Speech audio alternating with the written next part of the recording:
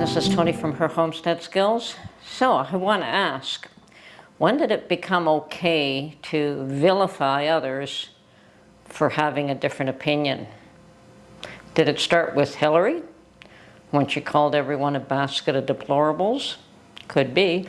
Or it could be that was just the tip of the iceberg and it was going long before then.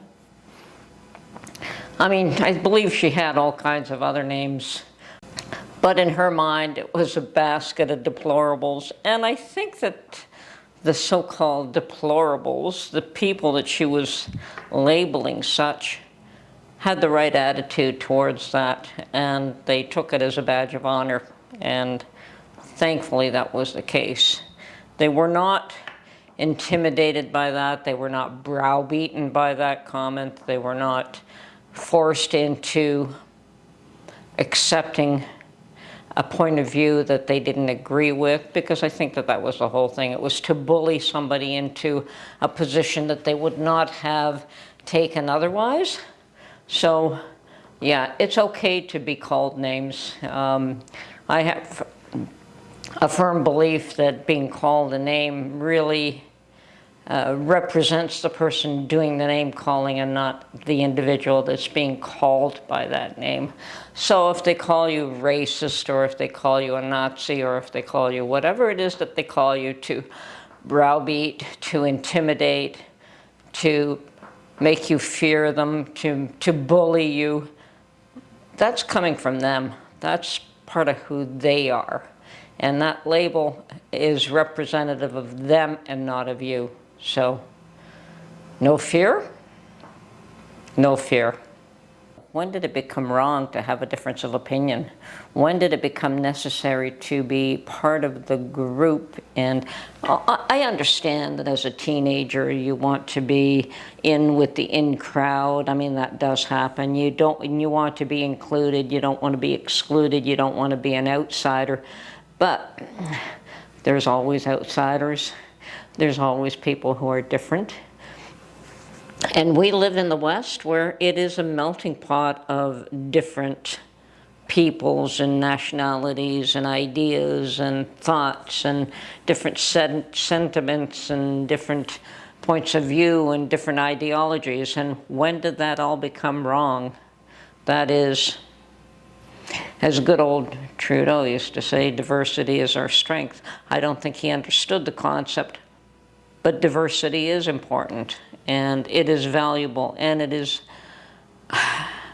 it does not mean that you agree with the other's point of view. It means that you're able to discuss various points of view, and the more that you can discuss various points of view without rancor, without hatred, without having to browbeat the other person into accepting your point of view, it means that everyone has an opportunity to voice an opinion.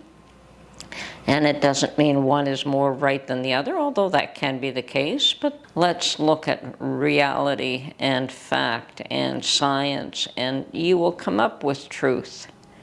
But if you're just so attached to your own point of view and you cannot look at another's, I know that, perhaps I may be more conservative-minded and somebody else may be more liberal-minded, but that doesn't mean that you shouldn't be able to talk to each other. That doesn't mean that you shouldn't be able to express your different views, and that doesn't mean you have to accept the other person's point of view.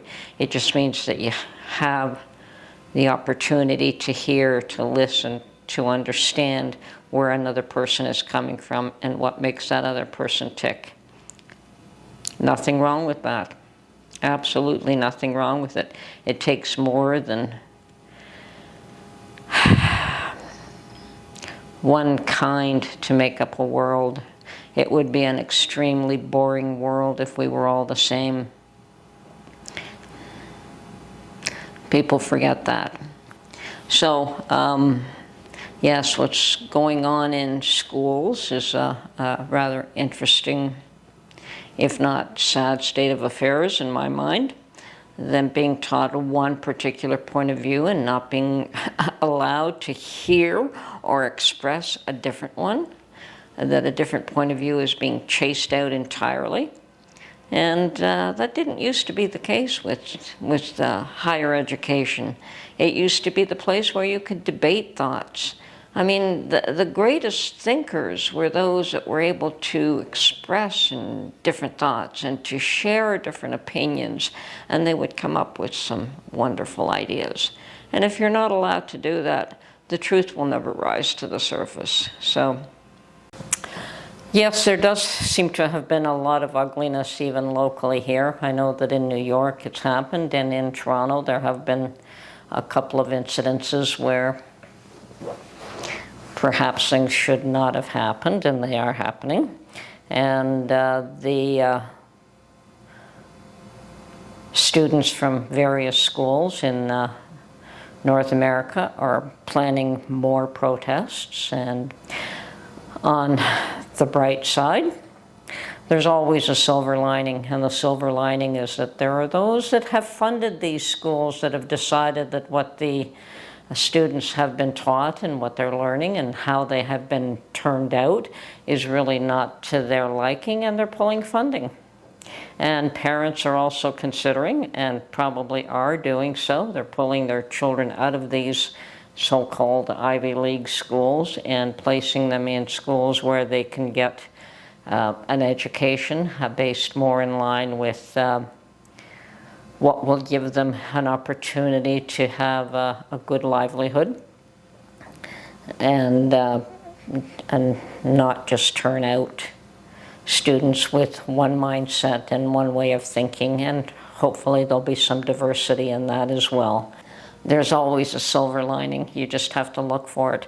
And on the other front, if this whole war and this whole nonsense with Israel started because of an attempt to prevent Saudi Arabia from forming a more of an accord with Israel and a better relationship with them, and if that was all an attempt to prevent that from happening, it appears as though that has failed, because I've heard today that Saudi Arabia has decided that once this war has subsided, and perhaps even now, they're still working towards normalizing relationships with Israel. So violence does not succeed. Bullying does not succeed. There is value to working relationships with people rather than the methods, the old methods that they've been using in the past just no longer work. Anyway, we always have to look for that silver lining because it's there. Don't be afraid. Doesn't matter if your point of view is considered the most valuable or if it's considered the least valuable. It really doesn't matter. It doesn't matter if somebody looks up to you or looks down on you. They're doing it because they are inadequate, not because you're inadequate. It doesn't matter if they think you're a hick or uneducated, because their opinion is only as valid as you allow it to be. So I think in reality, God knows whose heart is pure, and that's what's important. It's not the knowledge that you possess. It's not how boldly you speak out. It's not the amount of influence you have. It's not the amount of financial support that you have. It's what's in your heart. And no one knows that. And no one can judge what's in your heart. So don't be afraid. And yes, I never meant for my channel to become where it seems to be leaning, but I think at some point you do have to stand up and not be afraid. And the world is spinning round and round and round, and where it ends, nobody knows. So be strong, be careful, look after yourselves, look after your children. Take care of them, let them take care of you. Anyway, this is Tony from her Homestead Skills. Hope you enjoyed my little monologue today, and we'll catch you on the next one. Bye for now.